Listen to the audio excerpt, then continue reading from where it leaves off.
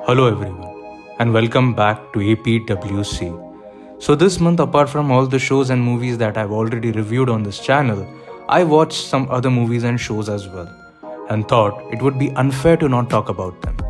So without wasting any time, let's begin. Ready.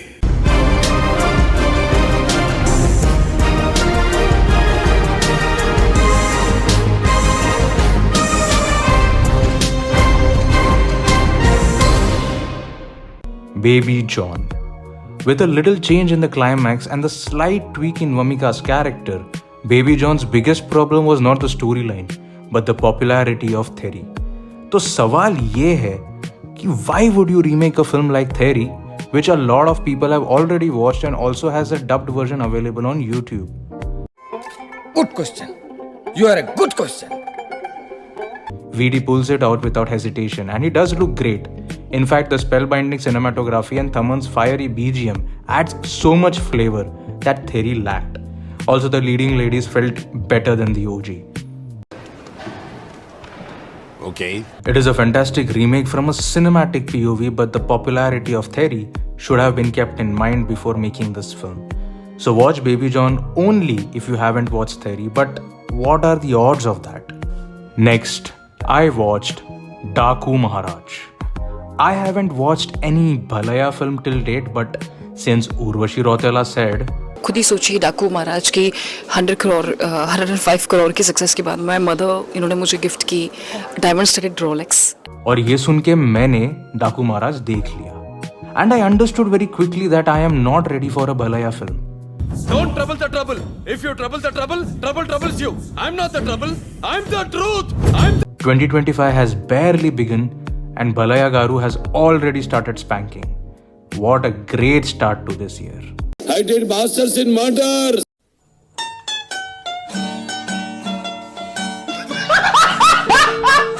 Next, I watched Kadhalikka Neramillai. I'm glad that this film was the easy breezy rom-com for this month. A decent story that doesn't go astray and is not too dramatic with its storytelling. In fact, it's a film that you can watch with your family as well, which is quite the opposite for most of the films in this genre nowadays. ARR's music may not be the best, but for films of this genre, he knows what to cook. There was a time when Bollywood made such films and surprisingly now they don't. Now they are busy remaking great films and ruining them. Oh, ऐसा है क्या? Next, I watched Your Friendly Neighborhood Spider-Man Season 1.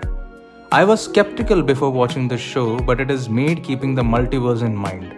Although it has fragments of the MCU, but this Peter Parker is from an alternate timeline. We get to see many Marvel characters like Doctor Strange, Daredevil, Scorpion, Otto Octavius, etc.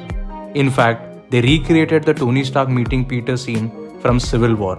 But the only difference is, instead of Tony Stark, we see Norman Osborn. नहीं, ऐसा नहीं हो सकता. कह दो कि ये झूठ है.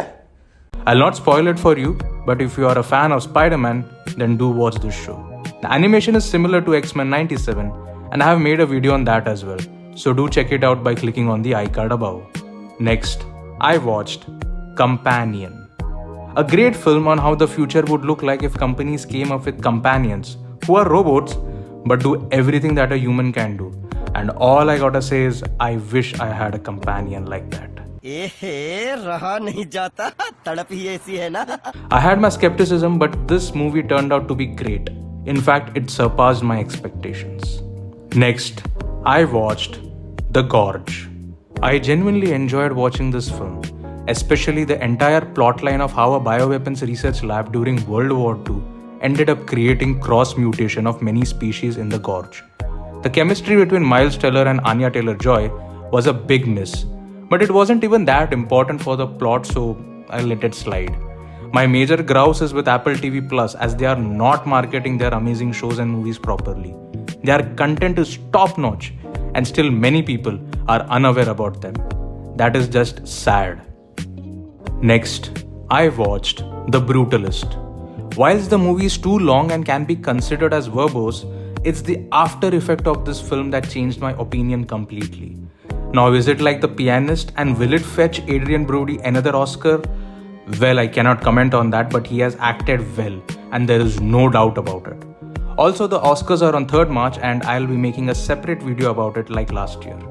Coming back to the film, The Brutalist essentially talks about how people from a subservient inferior segment, inclusive of immigrants, were treated badly, irrespective of their talents and skill sets. It's a tough film to watch and would have benefited with a shorter runtime and a focused screenplay. Next, I watched Triangle, one of the most underrated sci-fi flicks in my opinion. It seems a tad bit complex and occasionally did remind me of Coherence and Dark Matter, but Triangle was released before them. So do watch it if you like time loop films. Next, I watched Wolfman. Starts a bit slow, but it was great. The so-called CGI, or was it just makeup, I'm not sure, but it does create an eerie environment. In fact, this one scene which is pitch black, but then you see it from the Wolfman's POV is hands down great. Nothing new or fancy, but you can definitely watch it on a Friday night for some scares. Next, I watched Better Man. I am a fan of biopics centered on legendary musicians, and there are quite a few of them. Still, Better Man let me down a little bit.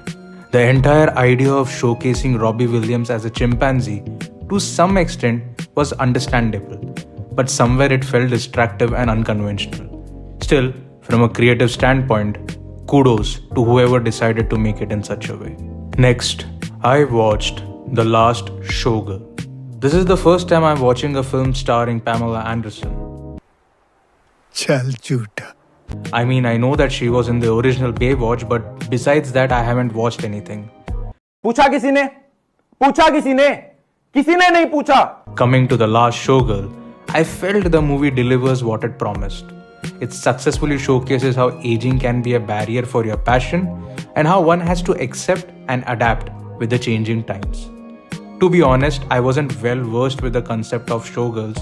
Still, the messaging of the film was pretty clear. Occasionally, it did remind me of The Wrestler because of its tonality and the excessive grained imagery. Next, I watched Love Hurts. Well, this film is for action lovers, and barring the action sequences, Love Hurts didn't have anything extraordinary to offer. But watching Ke Hua Kwan pull off the action scene so smoothly felt like a treat. Apart from all these, I also watched White Lotus Season 1 and 2, the pilot episodes of Suits LA, and 4 episodes of Reacher Season 3. But I'll talk about them some other time. That's it for this video guys. I'll see you in the next one. और हाँ, अगर video अच्छा लगे तो subscribe कर देना दोस्तों. मिलते हैं अगली बार. Till then, bye.